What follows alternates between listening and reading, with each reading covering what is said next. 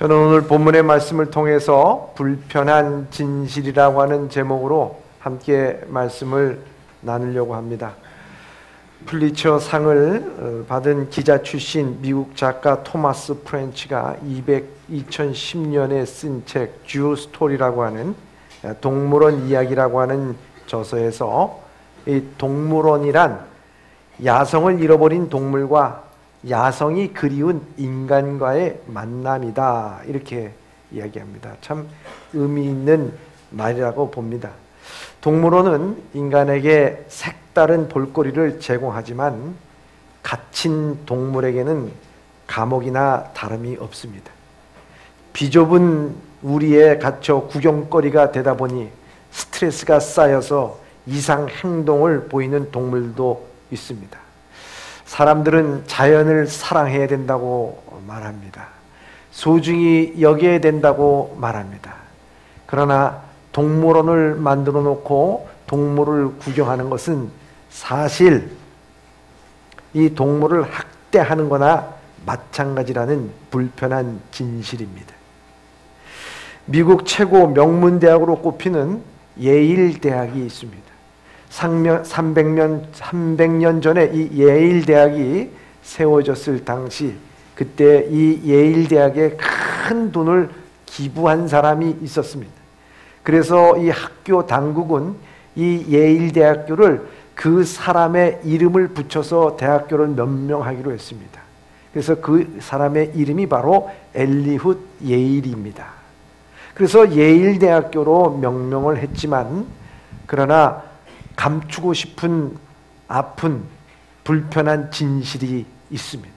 그것은 다른 것이 아니라 이 엘리훗 예일이 바친 그 모든 돈 가운데서는 노예 매매를 통해서 번 돈이 상당수의 돈이 있었다고 하는 것입니다. 명문 예일 대학으로서는 불편한 진실이 아닐 수가 없습니다. 이와 같이 역사에 보면은 불편한 진실들이 참 많이 있는 것을 볼 수가 있습니다. 불편한 진실이라는 게 뭘까요? 그것은 진실이지만 덮어놓고 싶습니다. 진실이지만 외면하고 싶고, 진실이지만 감추고 싶은 것이 바로 불편한 진실입니다. 오늘 우리의 신앙에도 불편한 진실이 있다고 저는 봅니다. 우리는 영광을 받기를 원합니다. 하지만 그 앞에 고난이 있어야 됨에도 불구하고 우리는 고난을 외면하려고 합니다. 우리는 교회에서나 어디서나 권리를 주장하려고 하지만 우리의 의무는 덮어놓으려고 하고 피하려고 하고 외면하려고 합니다. 우리는 다 축복을 받기를 원하지만, 그러나 우리가 순종하고 희생하는 것은 피하려고 하지 않는 불편한 진실은 아닌가 하는 것입니다. 우리의 죄성을 들춰내는 것, 그것을 우리는 덮어두고 남의 허물만 드러내고자 하는 불편한 진실, 교회의 허물만 드러내고자 하는 불편한 진실은 없는가 하는 것입니다. 이 불편한 진실을 대면하는 일에 대해서 두 종류의 삶이 있는 것을 볼 수가 있습니다. 첫째는 사라지는 대로 살아가는 사람입니다. 사라지는 대로 살아가는 거예요. 난 뭘 위해 살고 있을까? 그저 살아가는 삶, 어쩌면 재미있게 살아갈까? 어쩌면 더 행복하게, 어쩌면 더 많이 가질 수 있을지, 어쩌면 누군가를 더 괴롭힐 수 있는지, 심지어 어찌 살아야 할지 고민도 하지 않은 채 되는 대로, 사라지는 대로 살아가는 사람들입니다.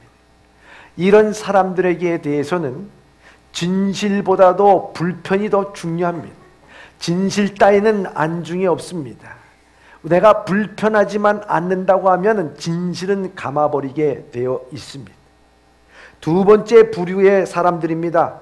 그 사람은 살아내야 하는 삶을 살아가는 사람들입니다. 무언가 치열하게 살아내야 하는 삶이 있는, 하루하루 기도하며 영적인 선한 싸움을 싸우며 살아내야 하는 삶이 있는 사람들입니다. 하나님의 인도하심을 따라 산다는 것은 그 인도하심을 갖고 믿음으로 살아내야 되는 사람들, 소망으로 살아내야 되는 사람들, 용서하며 살아내야 하는 그 사람들의 삶이 있다 하는 것입니다. 이 사람들은 자기의 삶에 있어서 불편보다는 진실에 방점을 두고 있는 것입니다. 비록 우리의 삶이 좀 불편하더라도 진실을 중요시 여기면서 진실을 드러내는 삶입니다. 그렇기 때문에 그 삶을 건강하게 만들고 영적 비만에서 우리를 탈출하게 만듭니다. 오늘 예수님께서 이 땅에 오셨을 때에 오늘 본문의 말씀에 예수님이 오신 것과 밀접하게 관계되는 세 부류의 존재가 있습니다. 첫째는 요셉이요, 두 번째는 마리아요, 세 번째는 예수님 당시 때 희생됐던 2살 미만의 아이들이라고 볼 수가 있습니다. 이들에게는 공통점이 있습니다. 그 공통점은 다른 것이 아니라 이들은 다 불편한 진실을 갖고 있다 하는 것입니다. 예수님을 통해서, 아니 예수님 때문에 살아내야만 하는 삶, 그러나 불편한 삶이 그들에게는 있었습니다. 그러나 그 삶을 살아내는 이들의 모습을 우리 본문의 말씀 속에서 찾아볼 수가 있는 것입니다. 사랑하는 예봄의 성도 여러분, 신앙이라는 게 뭘까요? 살아지는 대로 살아가는 게 신앙이 아닙니다. 신앙은 불편하지만 살아내야 하는 삶이 신앙인 줄 믿습니다. 오늘 본문의 말씀에 예수님은 온 인류를 구원하시기 위해서 이 땅에 왔지만 전혀 환영받지를 못했습니다. 그리고 이방 땅으로, 애굽 땅으로 피난하게 된 사건, 그리고 다시 나사렛으로 정착하게 된 배경을 오늘 말씀 가운데서 우리에게 말씀해 주고 있습니다. 이 말씀 속에서 우리는 이 세 부류의 불편한 진실을 통해서 오늘도 우리는 살아지는 삶이 아니라 어떻게 살아내는 삶을 살아갈 것인가를 우리가 깨닫는 시간, 이 성탄의 계절은 선물을 주고받고 기쁘고 징글벨 노래 부르는 시간이 아니라 주님께서 내게 오신 그 기쁨과 감사와 감격이 있지만 반면 반성과 아픔을 가지고 있는 시간이 되기도 하는 계절이기도 하다 하는 것입니다. 오늘 세 부류의 불편한 진실을 함께 여러분과 나누기를 원합니다. 첫 번째입니다. 첫 번째, 요셉의 불편한 진실입니다.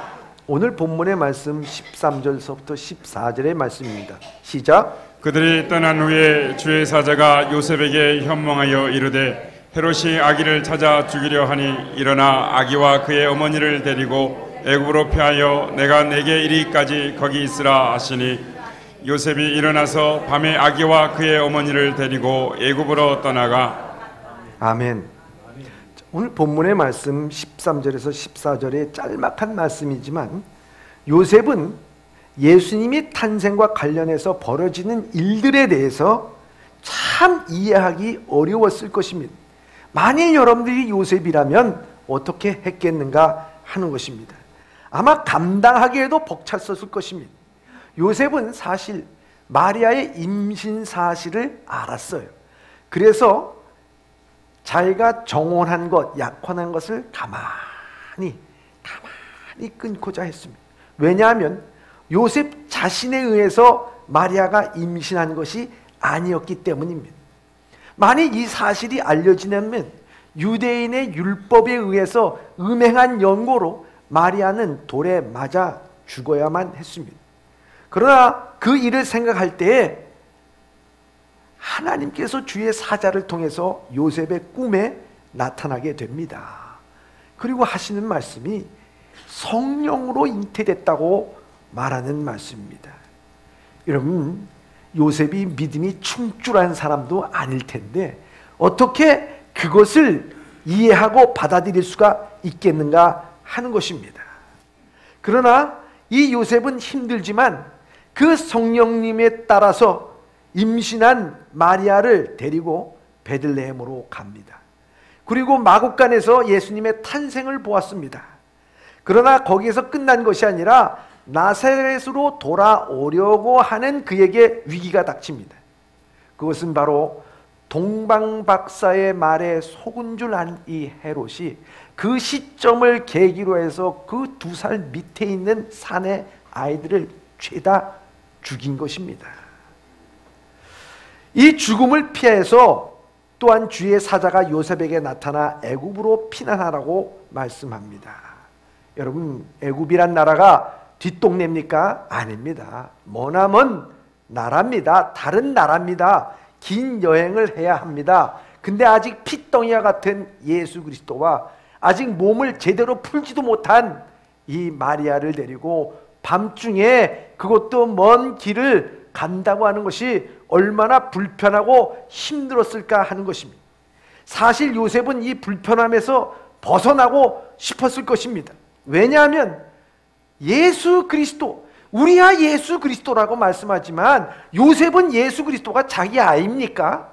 아니잖아요. 자기 애도 아닌데 어쩌면 그 아기 예수를 버리고 싶은 마음도 생겼을지도 모르는 것입니다. 그러나 진실이 있습니다. 그것은 그가 마리아의 임신을 알고 조용히 파혼을 하고자 했지만 주의 사자가 꿈에 나타나 태어날 아기가 바로 자기 백성을 죄에서 구원할 자 예수 그리스도 메시아라고 하는 말씀을 들었습니다. 뿐만 아니라 음행한 연고로 이 마리아가 수태한 것이 아니라 이 마리아의 임신은 성령으로 잉태하였다고 하는 진실을 알았습니다. 그러나 이 요셉에게 있어서 현실은 불편한 겁니다. 이들을 애굽까지 어떻게 가며 그곳에 도대체 얼마나 있어야 할지 주님께서는 사자를 통해서 헤롯이 죽을 때까지, 여러분, 그 말이 얼마나 막연한 말입니까? 예전에 우리나라 부흥사로 한참 이름을 날리고 한국 영성에 있어서 이렇게 맥을 이어온 목사님 한 분 계시는데 그분이 이천성 목사님, 여러분들 잘 아실 거예요. 중창 추자장창 뭐 이래가지고 그 자기가 하나님 만나서 깨졌던 것을 간증하면서 하시는 분인데 그분이 말씀을 전하는데 이런 말씀하더라고요. 자기가 예수 믿기 전에는요 상위 군인으로서 맨날 술을 파마시는데 모든 술은 다 자기가 마실 수가 있다는 거예요. 왜? 외상으로. 그래서 가서 술을 마시고 그 마담이 나와서 술값 언제 갚을 거냐고 얘기하고 징징대면은 마담의 손을 얹고 죽기 전에 갚을게 그러고 끝나. 야, 얼마나 답답합니까? 근데 그분이 예수 그리스도를 만나서 영적으로 변화돼서 수많은 사람들을 은혜의 길로 인도하는 것을 볼 수가 있었습니다. 여러분, 사람의 생명이라는 것은 하나님 손에 달린 것 아닙니까? 그 앞에서는요 우리는 기다리는 것밖에 없어요. 답답하지만 기다리는, 그 요셉도 답답하지만 기다리는 거예요. 예? 얼마나 안타까운 일이겠습니까? 헤롯으로부터 안전할 수 있는지, 그곳에 가서 뭘 먹고 살아가야 되는지, 요셉은 모든 것이 다 답답할 뿐입니다. 누구 때문에? 예수님 때문에. 불편한 진실입니다. 예수님은 메시아이지만 그러나 메시아로 인해서 보호받는 것이 아니라 오히려 메시아 때문에 불편한 겁니다. 요셉은 지시를 받은 대로 밤중에 일어나 아기와 마리아를 데리고 애굽으로 떠났습니다. 하나님이 아시는 앞으로의 일이 심히 불안하고 불편하지만 요셉은 명령에 순종하여 헤롯을 피하여 애굽으로 가서 하나님의 말씀이 임하시기까지 기다렸던 것입니다. 요셉은 예수님으로부터 보호받은 것이 아니라 오히려 예수님을 보호하는 처지가 되었습니다. 예수님 때문에 이 모든 닥친 일을 그는 살아내야만 하는 삶이 요셉에게는 있었던 것입니다. 근데 한번 생각해 보시죠. 사실 우리의 신앙이 어떻습니까? 여러분, 신앙, 예수님을 믿는다 했을 때 우리는 이렇게 얘기합니다. 주님을 위해서, 예수님의 영광을 위해서 우리는 살아가야 됩니다. 주여 주님의 영광을 위해서 살아가게 하여 주시옵소서 기도합니다. 그런데 정작 우리의 삶은 어떻냐? 주님, 저에게 축복 주십시오. 주님, 저에게 건강 주십시오. 주님, 이 고난을 이기게 하여 주시옵소서. 주님의 영광을 위해서 한다고, 주님을 위해서 살아간다고 하는데 결국 우리의 기도는 나를 위하여 주님께서 존재하는 것처럼 우리는 기도하며 살아가는 것 아니겠습니까? 이것이 바로 불편한 진실 아니겠습니까? 성경에도 그 한 부자 청년이 나오지 않습니까? 예수님께 와가지고 얘기합니다. 어떻게 영생을 얻을 수 있으리까? 그러니까 예수님께서 너 율법 이런 거 지켰느냐 하니까 예, 나는 어려서부터 그거 다 지켰습니다. 그래? 그러면 내 재물을 다 팔아서 가난한 자들에게 나눠주고 그리고 나를 따를지니라. 그러자 이 젊은 부자 청년은 근심하여 돌아갔다고 말씀하고 있습니다.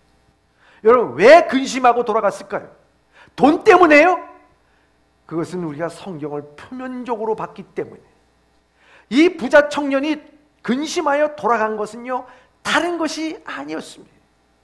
그 부자 청년에게 중요한 것은 돈이 아니었습니다. 그에게 있어서는 자기가 어려서부터 율법을 지켰기 때문에 자기의 모든 행위가 정당하고 의롭다고 하는 것을 예수님 앞에서 인정받기를 원했습니다. 그렇지만 그것을 인정을 못 받았어요. 주님께서는 돈이 아니라 내 의의를 내려놓으라는 거예요. 자기 자신의 의의를 내려놓을 때 내가 빈털터리가 돼도 하나님의 은혜 가운데 살아간다는 것이 얼마나 귀한 것인가. 자기의 의의를 내려놓지 못하고 자기의 자존심을 내려놓지 못해서 사실은 근심하여 돌아간 것을 볼 수가 있는 것입니다. 다시 말해서 빈털터리가 된다는 것, 예수님을 위하여 치열하게 살아나갈 자신이, 살아낼 자신이 없는 것입니다. 마태복음 19장 29절에 이렇게 말씀하고 있습니다. 시작. 또 내 이름을 위하여 집이나 형제나 자매나 부모나 자식이나 전토를 벌인 자마다 여러 배를 받고 또 영생을 상속하리라. 아멘. 여러분, 내 이름을 위해서 이 고난받는 것에 대해서 하나님께서는 영생을 상속하리라 이렇게 말씀하고 있어요. 이미 고인이 되셨지만 여러분들 잘 아는 소설가 박완서 씨 작품 가운데 한 말씀만 하소서라고 하는 그 책이 있습니다. 아들을 잃고 참담한 고통 중에서 하나님을 만나기까지 과정을 진솔하게 일기 형태로 쓴 것입니다. 그가 카톨릭에 귀의했지만은 자기 배에서 낳은 아들, 그것도 참 늠름하고 잘생기고 똑똑하고 의사였던 자기 아들이었습니다. 그런데 26살 나이에 이 아이가 세상을 떠나게 되었습니다. 그 죽음 앞에서 그녀는 하나님을 얼마나 원망했는지 모릅니다. 그녀는 술과 수면제를 하루하루 지내다가 이를 모습을 보다 못한 지인의 권유로서 부산에 있는 수도원에 들어가게 됩니다. 수녀원 생활을 하면서 그녀는 내 아들이 왜 죽었고 그로 인해서 내가 왜 이런 고통을 받아야 하는지에 말씀해달라고 하나님께 따지고 덤벼들고 쥐어뜯고 사생결단하듯이 방안을 헤매고 떼굴떼굴 굴렀지만 하나님께서는 묵묵답답이셨습니다. 그래서 박원서 작가는 수녀원에 있으면서도 마음을 잡지를 못했어요. 그런데 어느 날 수녀원에 있으면서 한 어린 수녀가 친구와하는 소리를 듣게 됩니다. 그 수녀는 이런 얘기를 하게 됩니다. 아유, 내 남동생이 있는데 얼마나 고약하게 구는지 집안이 걔 때문에 평안할 날이 없다고 얘기합니다. 왜 하필이면 이런 왼수 같은 동생이 있어서 내가 이렇게 힘들어야 되고 이렇게 어려워야 되나. 비관도 되고 원망스럽기도 하다가 어느 날 문득 생각이 들더래요. 그 생각이 뭐냐면 세상 속에 속 썩이는 사람이 꼭 내 동생만 있느냐? 아니라는 거예요. 오늘날 속 썩이는 젊은이들은 얼마든지 있다. 내 동생이라고 해서 그래서는 안 되라는 법이 있나? 내가 뭔데? 이렇게 생각하죠. 그 얘기를 듣다 보니까 굉장히 신선해지는 거예요. 그래서 그것을 한번 바꿔서 생각한 거예요. 내 아들을 왜 데려가셨습니까? 라고 하나님 앞에 그렇게 부르짖었던 이 박완서 작가가 한번 뒤집어서 생각했다는 거예요. 내 아들이라고 뭐 데려가지 말라는 법이 있나? 이렇게 생각하니까 마음이 조금 편해지지만 그러나 그 잠시뿐이고 삶에 적용할 수 없었다고 합니다. 그래서 이후에도 그는 긴 밤을 새우며 도대체 내가 무엇을 그렇게 잘못했기에 이런 무서운 벌을 받아야 하느냐 하며 하나님 앞에 항의했다고 합니다. 왜냐하면 자신이 그다지 큰 죄를 지었다고 생각하지 않았기 때문에. 그런데 어느 날 좀 과식을 함으로 말미암아 속이 불편해가지고 그 변기를 붙잡고 토하게 됐대요. 그 변기 앞에서 무릎 꿇고 꺽꺽 토하고 나다 보니까 머릿속에 한 생각이 확 들어오는데 그 생각이 뭐냐? 그래, 너도 죄인이야. 너도 죄인이야. 여러분, 이게 깨달아지자 그의 생각이 엄청난 변화가 찾아오게 됩니다. 지금까지 남에게 악을 행하지 않고 도덕적으로 착하게 살았다고 자부하지만 그것은 위선에 불과한 것뿐인 것을 깨달았습니다. 특별히 자신의 물질과 사랑을 가족이나 친척 중 극히 일부와 소수와 친구들에게 국한되어 나누어 줄 뿐 정말 이웃이라고 말할 수 있는 그 사람들에게는 그야말로 인색하기 짝이 없고 무관심하다는 것을 깨닫게 되었다는 것입니다. 눈물로 회개의 역사가 일어나기 시작했습니다. 내가 죄인입니다. 내가 큰 죄인입니다. 그러자 마음의 평안을 누릴 수 있었고 인생에 큰 변화가 있었다고 말하고 있습니다. 여러분, 날마다 내가 죄인인 줄 아는 사람이요, 하나님과 멀어지는 것이 아니라 하나님과 가까워지는 것입니다. 여러분들 요셉을 생각해 보자. 요셉 모든 게 다 불편해요. 예수님 때문에 불편해요. 그런데 한번 생각해 보니까 진짜 불편한 분은 요셉이 아니라 누굽니까? 예수 그리스도. 예수 그리스도가 저 높은 곳에서 하나님 보좌에 계신 예수님께서 뭐가 아쉬워서 이 땅에 발가벗은 몸으로써 추운 겨울날, 그것도 냄새나는 마국간에 별로 가문이 출중한 가문도 아닌 그 가문에 이 땅에 오신 거예요. 벌거벗은 몸으로. 그것을 생각할 때 여러분, 우리는 예수님을 우리가 보호한다고 생각하고 예수님 때문에 내가 고난받고 힘들고 핍박받고 한다고 생각하지만 그것이 아니라 정말 불편한 분은 예수님이시다. 왜 빨가벗고 오셔야 되느냐? 왜 말구에 냄새나는 곳에 왜 오셔야 되느냐? 그것은 바로 누구 때문에요? 나 때문에. 바로 당신 때문에, 바로 우리 때문에 예수님께서는 불편하게 이 땅에 오셔서 고난을 당하신 것, 내 죄 때문이라고 하는 것입니다. 그것을 깨달을 때에 주님, 내가 죄인입니다.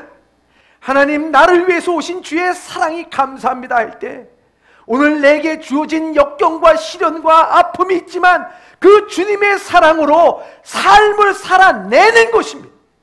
그때 하나님의 은혜가 우리 가운데 넘쳐나게 될 줄 믿습니다.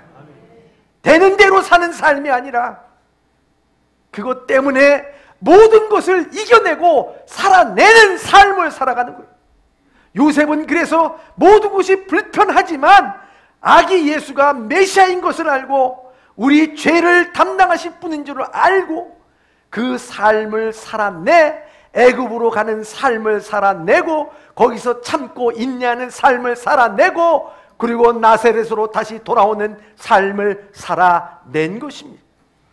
오늘도 이러한 삶을 살아낼 수 있는 여러분들 되시길 주님의 이름으로 축원합니다. 두 번째입니다. 둘째, 마리아의 불편한 진실입니다. 마리아의 불편한 진실입니다. 마리아는 가브리엘 천사가 나타나서 처녀 마리아 하나님께 은혜를 입어 아들을 낳으리라고 말씀하셨습니다. 그 아기가 바로 예수 그리스도임을 말씀합니다. 그러나 마리아는 이해가 되지 않았습니다. 내가 처녀인데 남자를 알지 못하는데 어떻게 아이를 가질 수가 있겠습니까? 무섭습니다. 두렵습니다. 더 두려운 것은 누가 이 말을 믿어줄 것인가? 믿어줄 사람이 한 사람도 없습니다. 자기 혼자 그 비밀을 간직하고 아기를 낳아야 되는 이러한 상황입니다. 그에게 있어서 답은 뭐냐? 눈물밖에 없습니다. 울 수밖에 없습니다. 엉엉 울 수밖에 없습니다. 왜 내게 이런 일이? 여러분, 그런데요, 마리아는 끝내 누가복음 1장 38에 이렇게 대답을 합니다. 시작. 마리아가 이르되 주의 여정연이 말씀대로 내게 이루어지이다 하매 천사가 떠나가니라. 아멘. 여러분, 받아들이는 거예요. 억울한 죽임을 당할지도 모르는 상황에서 받아들입니다. 그리고 아기를 낳을 때도 여관이 없어서 마국간에서 예수님을 낳습니다. 여러분, 해산하는 여인에게 있어서요, 정말 중요한 것은 위생이고요, 심리적인 것이고요, 육체적인 편안함입니다. 여러분, 누군들 마국간에서 나는 사람이 어디 있겠어요? 너무 힘들고 어렵습니다. 불편합니다. 돼지도 새끼를 낳으려면 새집을 깔아주지 않으면요, 그냥 울타리 뚫고 나가버려요. 그런데 거기서 끝나는 것이 아니라 헤롯을 피하여서 아직 핏덩이와 같은 예수를 안고서 머나먼 애굽으로 피난을 떠나는 것입니다. 돌아올 기약도 없습니다. 그는 하나님의 은혜를 입은 자요. 가브리엘 천사가 이 마리아를 통해서 그렇게 말했지만 하나님의 은혜를 입은 이 마리아가 기다리는 것은요, 냄새나는 마국간이요, 그리고 그 밤에 그 핏덩이를 안고 머나먼 애굽으로 도망가는 일이요, 뭘 먹고 살아야 될지도 모르는 그러한 어려운 일들, 불편한 것들입니다. 그러나 진실 하나는 그 낳은 아기를 죄로 인하여 신음하는 백성들을 구원할 메시아라고 하는 것이 진실이라고 하는 것입니다. 마리아는 불편을 택한 것이 아니라 진실을 택한 것입니다. 여러분, 이해되지 못했지만은 그러나 그것을 받아들인 것입니다. 여러분들 순종의 삶을 살아내는 것입니다. 여러분, 이해는 되지 않아요. 그렇지만 그 받아들인 것은 어떻게 받아들인 건 줄 아십니까? 그건 선택한 거예요. 받아들이기로 선택한 겁니다, 여러분. 선택한 불편함은 더 이상 불편함이 아닙니다. 선택한 가난, 내가 가난하게 살기로 선택한다, 그건 더 이상 그 사람부터 가난한 사람 아니에요. 여러분, 내가 순교하겠다고 여러분 선택한 사람은 더 이상 죽음이 아니에요. 영광스러운 삶이지요.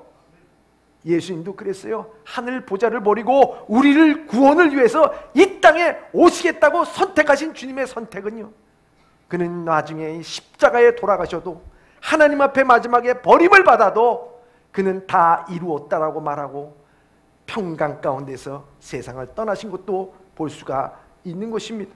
모세도 마찬가지입니다. 궁중에서 편안히 지낼 수 있고 마지막에는 왕이 될 수도 있었지만 그 편안함을 버리고 백성들과 함께 불편한 삶, 아니 생명까지도 위협받는 그 삶을 선택을 했어요. 그는 거기서 불편하다고 고백하고 불평한 것이 아니었습니다. 그렇게 많은 사람들이 이 모세를 갈구고 불평하고 원망했어도요, 모세는 불평 한마디 하지 않았어요. 베드로도 마찬가지입니다. 갈릴리 호수에서 물고기나 잡던 사람, 예수님께서 그를 사람 낚는 어부로 만들어 주셨을 때 그의 삶의 선택은 사람 낚는 어부가 됐습니다. 그 후로 인해서 그는 배반도 있었지만 주의 사랑을 깨닫고 마지막에는 나는 주님과 함께 올바로 십자가에 못 박힐 자격도 없는 사람입니다. 나를 거꾸로 십자가에 못 박아 주시옵소서. 더 이상 그에게 있어서는 고통이 아니고 십자가 아니라 그것은 바로 영광이었다고 하는 것입니다. 여러분, 선택한 불편은 불편이 아닙니다. 기꺼이 순종하는 것입니다. 마리아는 바로 그 순종을 선택해서 순종의 삶을 살아낸 거예요. 그러니까 하나님께서 그를 통해서 역사하신 것을 볼 수가 있는 것입니다. 그리스에서 선교하는 고경진 목사님이 계십니다. 저의 중학교 중등부 전사로 사역하시던 분인데 저는 그분의 간증을 들은 적이 있습니다. 집시 선교를 하는 선교사였습니다. 그리스의 인구가 1100만 명 되는데 그 중에 집시가 한 50만 명 된다고 합니다. 이 50만 명 집시는요 1년 내내 목욕 한 번 하지 않는답니다. 그리고 평균 수명이 45세, 도둑질의 명수들이라고 합니다. 학교에 공부하라고 입학시키면 그날부터 도둑질이 시작되고 학교를 지어주면 부수어버리고 맙니다. 그들과 함께 살면서 그들과 함께 먹으면서 선교하는 존경스러운 선교사입니다. 그가 고백합니다. 나는 그들과 사는 것이 더럽지 않아요. 자다가 자주 쥐에 물려서 여러 번 있었지요. 또한 그들이 주는 빵을 먹다가 무엇이 씹혀서 보니까 전갈이 나왔어요. 아무도 그에게 관심을 가지지 않지만 주님은 관심을 가지기에 내가 그들과 함께 살아요. 어떨 때는 먹을 것을 가지고 오지 않는다고 매도 맞았어요. 그러면서 한 생명 한 생명 구원하는 재미가 있기에 선교한다는 것입니다. 50만 집시 중에 15만을 알고 있습니다. 그렇게 복음을 전하느라고 고생하는 선교사님을 만나니 눈시울이 뜨거워집니다. 그러나 자신의 불편함을 말하지 않습니다. 자기는 죽기까지 순종한 주님의 모습을 바라보면서 주님이 순종을 택하여 살아낸 삶처럼 나도 즐거움으로 이 삶을 살아내고 있습니다. 사랑하는 예봄의 성도 여러분, 희생하는 게 불편합니까? 예수 믿고서 여러분들 봉사하는 게 불편합니까? 주일날 꼬박꼬박 나오고 수요일날 금요일날 나와야 되는 말을 들을 때마다 여러분들 불편합니까? 여러분 뭘 위해서 그렇게 불편합니까? 여러분들의 육신을 위해서, 세상의 일을 위해서, 뭐를 위해서? 주님은 우리를 위해서 저 보좌를 버리시고 이 땅에 불편하게 오셨습니다. 오늘 우리의 삶은 내가 주어진 삶에 대해서 살아가는 것이 아니라 내 삶을 살아내는 삶으로 선택하며 고난을 선택하고 순종을 선택하고 희생을 선택하며 우리의 나갈 때 더 이상 희생이 아니고 순종이 아니고 하나님의 영광과 의가 드러나게 될 줄 믿습니다. 빌립보서 2장 8절의 말씀입니다. 시작. 사람의 모양으로 나타나사 자기를 낮추시고 죽기까지 복종하셨으니 곧 십자가에 죽으심이라. 아멘. 마지막 셋째입니다. 셋째, 예수님 때문에 죽은 아이들의 불편한 진실입니다. 16절서부터 18절의 말씀입니다. 이에 헤롯이 박사들에게 속은 줄 알고 심히 노하여 사람을 보내어 베들레헴과 그 모든 지경 안에 있는 사내 아이를 박사들에게 자세히 알아본 그때를 기준하여 2살부터 그 아래로 다 죽이니, 이에 선지자 에레미야를 통하여 말씀하신 바 라마에서 슬퍼하며 크게 통곡하는 소리가 들리니 라헬이 그 자식을 위하여 애곡하는 것이라. 그가 자식이 없으므로 위로받기를 거절하였도다 함이 이루어졌느니라. 아멘. 예수님은 때문에 헤롯은 그 시점을 따라서 2살 아래에 있는 사내 아이들은 다 죽였습니다. 이와 같은 똑같은 사건이 애굽에서도 모세가 있을 때 나타났습니다. 이건 사단의 역사입니다. 이 사단은 이런 악한 군주 헤롯과 바로를 통해서 하나님의 구원사의 역사를 끊어버리려고 그렇게 애를 쓰는 것을 볼 수가 있는 것입니다. 그런데요, 이 모든 사건을 통해서 이 마태는 이것이 바로 예수 그리스도께서 이 땅에 오셔서 겪어야 하는 하나의 예언의 성취라고 봤습니다. 라마에서 슬피 우는 그 라헬이 위로받을 자식이 없어서 운다고 하는 그 말씀을 바라보면요, 그 역사 가운데서 586년, 주전 586년 이 유다 나라가 바벨론의 멸망을 당해서 그 모든 참으로 아들과 딸과 그 가족들이 전부 다 노예로 끌려갈 때 어디로 지나갔냐면은 이 라마라고 하는 곳을 지나가서 통곡의 거리가 됐다고 얘기하고 있습니다. 뿐만 아니라 이 베들레헴은 어떤 곳이냐? 바로 야곱이 사랑하던 아내 라헬이 마지막 베냐민을 낳고 죽은 곳이 베들레헴이에요. 그래서 베들레헴 근처에다가 라헬을 묻었어요. 그러니까 이 두 가지 사건이 에레미야 선지자가 함께 합해서 바로 예수 그리스도가 탄생할 그때에 이와 같이 슬픔과 통곡이 있으리라 하는 그 말씀을 우리에게 전해주고 있다 하는 것입니다. 여러분, 이 말씀을 한번 깊이 생각해 보죠. 애들이 무슨 죄가 있어서 이렇게 예수님께서 오실 때 죽을 수밖에 없었는가 하는 것입니다. 여러분, 이거는 정말 우리 마음을 너무나도 아프게 하고 힘들게 하는 말씀입니다. 왜 그러느냐? 다른 게 아니라는 거예요. 여러분들의 신앙에 그것을 하나하나 접목을 하라는 말씀입니다. 다른 말씀이 아니에요. 여러분, 한 사람이 오늘 믿음 위에 서기까지, 여러분들이 집사가 되고 장로가 되고 권사가 되고 목사가 되기까지, 믿음의 사람이 되기까지 그냥 된 게 아니라는 얘기입니다. 누군가의 핏부림이 있고 눈물이 있고 기도가 있어서 내 한 사람이 하나님 앞에 쓴 것이고 오늘 이 자리에 나와 주님 앞에 예배드린 줄 믿습니다. 예수 그리스도께서 오늘 온 인류를 위하여 오실 때 이만한 희생과 아픔이 있었다는 것.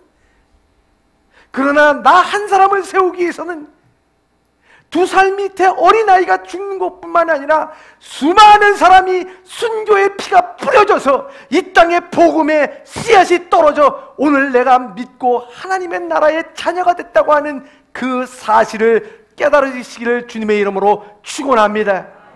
그렇기 때문에 오늘 이 말씀을 통해서 우리에게 주는 것은 인생은 장난이 아닙니다. 대충 살아서는 안 됩니다. 순간순간 치열하게 살아내야 된다고 하는 말씀입니다.